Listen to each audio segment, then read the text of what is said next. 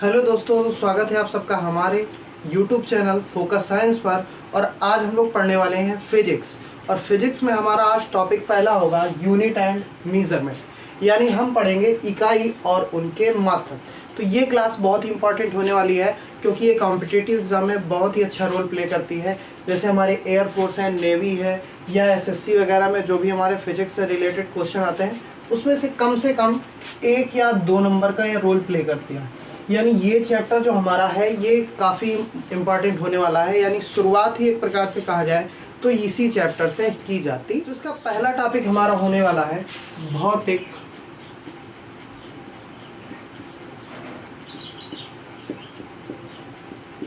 राशियाँ। ये हम पहला टॉपिक क्लियर करेंगे आज। सबसे पहला यानी हम बात करें तो जो हमारी भौतिक राशियाँ यानी कि फिजिकल क्वांटिटीज़ हैं, इन्हें हम क्या कहेंगे। तो यहाँ पे हमने जान लिया कि वे राशियाँ अर्थात भौतिक राशियाँ जो हैं उनका केवल मापन किया जा सकता है, उसके अलावा जो हमारी राशियाँ होंगी उनका हम मापन नहीं कर सकते। यानी हम कह सकते हैं कि भौतिक राशियाँ वे राशियाँ हैं जिनका हम मापन कर सकते हैं, अर्थात उन्हें क्या किया जा सकता है, मापा जा सकता है। वे हमारी कौन सी राशियाँ कहलाती हैं, भौतिक राशियाँ कहलाती हैं। तो लिख देते हैं भाई, यहाँ पे हमने कहा वे राशियाँ जिनका मापन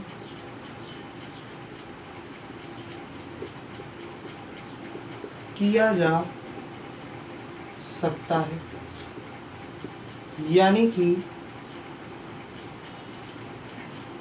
any quantities that can be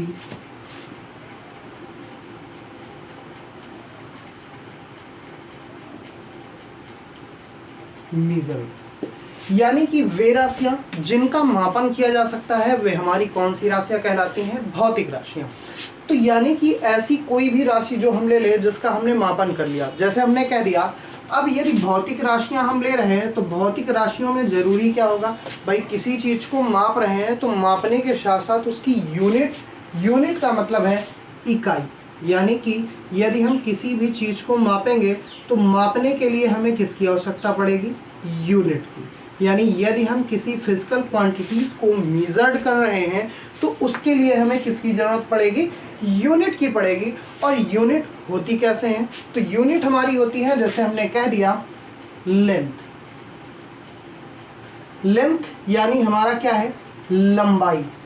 अब ये तो भाई बिल्कुल सिंपल सी बात है, ये तो सबको पता होगा कि जो हमारी लेंथ है उसकी हमारी यूनिट क्या होगी। तो अच्छा छोटा सा बच्चा बता देगा भाई हम लोग किस में मापते हैं, मीटर में मापते हैं। तो यानी कि जो हमारा है यानी लेंथ जो है उसे हम लोग किस में माप सकते हैं, मीटर में। उसे किस में मापा जा सकता है, मीटर में। इसी तरह हमने कह दिया भाई हमारा क्या है, मास यानी हमारा द्रव्यमान। तो द्रव्यमान को किस में मापा जा सकता है, द्रव्यमान को मापा जा सकता है किलोग्राम में। इसे किससे मापा जा सकता है, किलोग्राम में। इसके बाद हमने तीसरा पॉइंट कहा, तो तीसरा पॉइंट जैसे हमारा हो गया टाइम। तीसरा पॉइंट हमारा कौन सा हो गया, टाइम यानी कि समय। तो समय को हम किस में माप सकते हैं, तो समय हमारा किस में मापा जाता है, सेकंड में। यानी कि हम कह सकते हैं जो समय हमारा है वो किस में मापा जाता है, सेकंड। जैसे हमने कह दिया लेंथ हमारी एक क्या हो गई, फिजिकल क्वांटिटीज यानी भौतिक राशि। अब भौतिक राशि को यदि मापेंगे तो मापने के लिए हमें किसकी आवश्यकता पड़ेगी, यूनिट की। और यूनिट हमारी क्या होगी, मीटर। उसी तरह हमने कहा यानी हमारी भौतिक राशि हमारी कौन सी है, द्रव्यमान। और द्रव्यमान की यदि यूनिट की बात की जाए यानी द्रव्यमान और यदि एक फिजिकल क्वांटिटीज है तो उसे हम क्या कर सकते हैं, माप सकते हैं। तो मापने के लिए हमें एक यूनिट की आवश्यकता पड़ेगी और वो यूनिट हमारी कौन सी है, किलोग्राम। इसके बाद हमारी तीसरी राशि एग्जांपल पे हमने ले रखी है टाइम यानी कि समय। तो समय जो हमारी है वो फिजिकल क्वांटिटीज है और इसका यूनिट हमारा क्या है, सेकंड है। तो अब हम पढ़ेंगे इसके आगे के पार्ट, तो देखते हैं। अच्छा तो हाँ दोस्तों, अब फिजिकल क्वांटिटीज़ की कुछ और नॉलेज वाली बातें देख ली जाए। साइड में आपको एक तस्वीर दिख रही होगी, यानी एक इमेज आ रही होगी, इमेज में आपको दिखाया गया है कि यह सुंदरता, यानी कि हमें क्या बताना है, ये फिजिकल क्वांटिटीज है या नहीं। तो हमने देखा क्या, यदि बोल दिया जाए कि this baby is very cute, यानी कि भाई यहाँ पे उसकी सुंदरता की बात की जा रही है, तो जो सुंदरता है वो हमारी फिजिकल क्वांटिटीज नहीं है। कहने का मतलब हम उस सुंदरता को माप नहीं सकते, यानी वे राशियाँ जिन्हें हम माप सके, जिनका मापन किया जा सके, वे राशियाँ हमारी फिजिकल यानी कि फिजिकल क्वांटिटीज हमारी क्या होंगी, कहलाएंगी। और जिनका मापन नहीं किया जा सकता वे हमारी फिजिकल क्वांटिटीज नहीं कहलाएंगे। तो अब इसके बाद हम लोग पढ़ते हैं सिस्टम ऑफ यूनिट।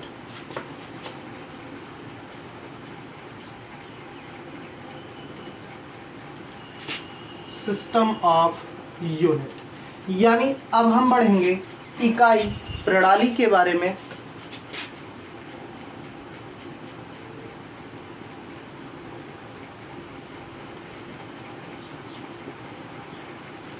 इकाई प्रणाली में यदि देखा जाए तो जैसे हमने फिजिकल राशियां यानी कि फिजिकल जो क्वांटिटीज थी उनके मापन करने के लिए हमने क्या जरूरत पड़ती थी, यूनिट पड़ती थी।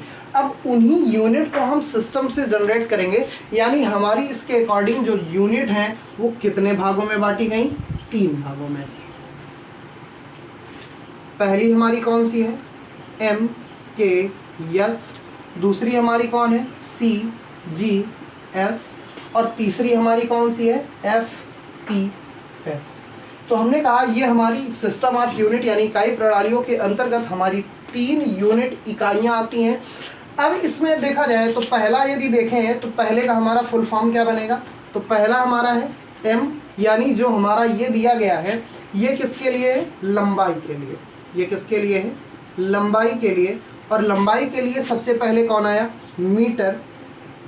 इसका फुल फॉर्म में देखा जाए तो पहला हमारा कौन सा है, मीटर। यदि यहाँ पे हम देखेंगे तो यहाँ पे हमारा कौन सा है, सेंटीमीटर। और एफपीएस वाले पे हम देखेंगे तो एफपीएस वाले पे लेंथ यानी लंबाई का हमारा मात्रक कौन सा आ रहा है, फुट आ रहा है। इसी तरह यदि लंबाई के अलावा हम द्रव्यमान की बात करें, द्रव्यमान, तो यहाँ पर m से हमारा हो गया मीटर और k से हमारा क्या हो जाएगा, किलोग्राम। किलोग्राम। g से हमारा सीजीएस पद्धति के अकॉर्डिंग हमारा क्या आ जाएगा, ग्राम। और एफपीएस पद्धति के अकॉर्डिंग हमारा कौन सा आ जाएगा, पाउंड। इसके बाद हमने कहा एमकेएस पद्धति के अकॉर्डिंग जो हमारा लास्ट है वो हमारा किसके लिए है, टाइम यानी कि समय के लिए। समय के लिए एस से हमारा क्या हो जाएगा, सेकंड। और इसके बाद सीजीएस पद्धति में हमारा क्या हो जाएगा, सेकंड। और एफपीएस पद्धति में भी हमारा क्या हो जाएगा, सेकंड। यानी कहने का हमारा मतलब ये हो गया कि जो हमने ये सारी राशियां हमने पढ़ी हैं सिस्टम ऑफ यूनिट के अकॉर्डिंग आती हैं। और सिस्टम ऑफ यूनिट के अकॉर्डिंग इन राशियां यानी इन क्वांटिटीज़ के यूनिट को 3 टाइप में डिवाइड किया गया। पहला हमारा कौन सा है, एमकेएस। दूसरा हमारा कौन सा है, सीजीएस। यानी पहला हमारा बनता है एमकेएस, दूसरा हमारा बनता है सीजीएस और तीसरा हमारा बनता है एफपीएस। एमकेएस का full form metre, kilogram, second. CGS का हमारा फुल फॉर्म हो गया सेंटीमीटर, ग्राम, सेकंड। और एफपीएस का मात्रक हो गया, फुल फॉर्म हो गया फुट, पाउंड और सेकंड। तो यहाँ पे जो हमारी पहली क्वांटिटीज है ये हमारी किसको मेजर्ड करती है, लेंथ को। दूसरी जो क्वांटिटीज है वो किसको मात्रक डिनोट करती है, मास को। और तीसरी जो है वो यूनिट किसकी है, टाइम की। वो जो यूनिट है, ये सारी यूनिट्स है, यूनिट दी गई है और ये हमारी क्या है, फिजिकल क्वांटिटीज़ है, यानी यूनिट के अकॉर्डिंग हम इन्हें डिवाइड कर रहे हैं। तो ये हमारी क्या हो गई, जो हमारा पहला वाला पार्ट बन रहा है ये वाला, ये हमारा किसके अकॉर्डिंग आ रहा है, लेंथ के अकॉर्डिंग आ रहा है ये वाला। और दूसरा वाला हमारा किसके अकॉर्डिंग आ रहा है, मास अर्थात द्रव्यमान के अकॉर्डिंग आ रहा है। और तीसरा वाला हमारा किसके अकॉर्डिंग आ रहा है, टाइम के अकॉर्डिंग आ रहा है। अब यहाँ पे देखा जाए तो पहला हमारा एक क्वेश्चन यहीं से बन के हमारा तैयार हो जाता है। कहने का मतलब पहला क्वेश्चन यानी कि समय की एक ऐसी यूनिट, यानी कि टाइम की हम बोल सकते हैं, टाइम यानी टाइम की एक ऐसी यूनिट जो सिस्टम ऑफ यूनिट के तीनों प्रणालियों में क्या होती है, समान होती है। यानी हमने कह दिया समय एक ऐसी भौतिक राशि है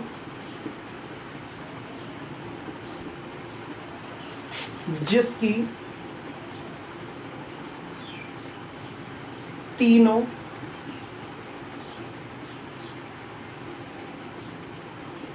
प्रणाली में मात्रक समान होता है। यानी कहने का हमारा ये मतलब हो गया कि समय एक ऐसी भौतिक राशि है जिसकी तीनों प्रणाली में मात्रक क्या होता है, समान। देखते हैं भाई, तो हमने कहा समय का यूनिट हम लोगों ने यहाँ पे क्या ले रखा है, सेकंड। यहाँ भी हमारा कौन सा है, सेकंड, और यहाँ भी हमारा कौन सा है, सेकंड। यानी हम बात करें MKS की हो या CGS की हो या हमारी किसकी हो, FPS की हो, तीनों पद्धतियों में हमारा टाइम यूनिट, जो हमारी टाइम हमारी फिजिकल क्वांटिटीज़ है, उसके लिए जो उसकी यूनिट है वो सब की सब क्या है, बराबर। अब यहाँ पे बात की जाए तो जो हमारी FPS पद्धति है, ये FPS पद्धति भाई किस काम में आती है, तो ये हमारी जो थी ये अंग्रेजों के समय यूज की जाती थी। ये हमारी कब यूज की जाती थी, अंग्रेजों के समय। अब हमने कहा कि यदि ये अंग्रेजों के समय में यूज की जाती तो CGS और MKS क्या है, तो ये हमारी जो राशियां हैं ये हमारी कब यूज की जाती हैं, ये हमारी प्रेजेंट टाइम पे, प्रेजेंट टाइम पे इस समय यूज की जाती हैं। यानी MKS पद्धति और CGS पद्धति जो हमारी है वो प्रेजेंट टाइम पे यूज की जाती हैं, और FPS पद्धति बहुत ही पुरानी हो चुकी है, अभी भी यूज की जाती है। ऐसा नहीं है कि इसको यूज नहीं किया जाता, लेकिन ये जो बनाई गई थी वो कब बनाई गई थी, अंग्रेजों के समय। तो अब हम पढ़ेंगे एक ऐसी यूनिट के बारे में जो बहुत ही ज़्यादा इंटरेस्टिंग होने वाली है। यानी वो हमारी यूनिट कौन सी है, SI यूनिट। अब ये हमने कहा भाई ये हमारी SI यूनिट है, ये भाई हमारे किस काम पे आती है, तो हमने कहा सबसे पहले SI यूनिट का हम लोग फुल फॉर्म समझ लेते हैं। तो SI यूनिट हमारी क्या है भाई, सब लोग जल्दी से कमेंट बॉक्स में लिख के बताइए कि SI यूनिट का फुल फॉर्म क्या होगा।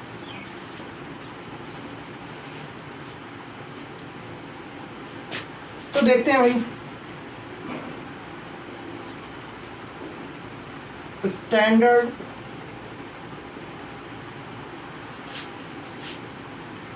इंटरनेशनल यूनिट, यानी अंतरराष्ट्रीय प्रणाली के अकॉर्डिंग इस यूनिट को अपनाया गया। और ये जो हमारी है ये सबसे पहले कहाँ पे अपनाई गई थी, पेरिस में। ये कहाँ पे अपनाई गई थी, पेरिस में। और कब अपनाई गई थी, 1971 में अपनाई गई थी। पेरिस हमारा कहाँ है, तो फ्रांस। ये हमारा कहाँ पर है, फ्रांस पर। तो यानी SI यूनिट जो है वो अंतरराष्ट्रीय प्रणाली के अंतर्गत आती है भाई, standard unit, standard international unit है। और ये अपनाई कहाँ गई थी, तो ये अपनाई गई थी पेरिस में। और कब अपनाई गई थी, तो 1971 यानी 1971 में अपनाई गई थी। अब हमने कहा यदि ये यूनिट है तो भाई इसका कुछ मीज़र जो होगा, मेज़रमेंट का कुछ तरीका होगा, वो बिल्कुल अलग होगा। तो नहीं, ऐसा नहीं है। जो हम लोगों ने पढ़ा है MKS पद्धति, यानी MKS पद्धति में हम लोगों ने क्या पढ़ा था, मीटर, किलोग्राम,